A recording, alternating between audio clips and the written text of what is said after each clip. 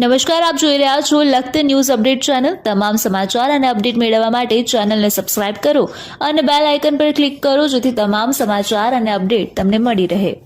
સુરેન્દ્રનગર જિલ્લાના મૂળી ગામમાં સુરેન્દ્રનગર જિલ્લા સહ ઇન્ચાર્જના અધ્યક્ષસ્થાને કાર્યશાળાનું આયોજન કરવામાં આવ્યું। ભારતના વડાપ્રધાન નરેન્દ્રભાઈ મોદીના જન્મદિવસ અંતર્ગત 15 દિવસ સુધી સેવાકીય પ્રવૃત્તિ કરવાની હોય માર્ગદર્શન આપવામાં આવ્યું।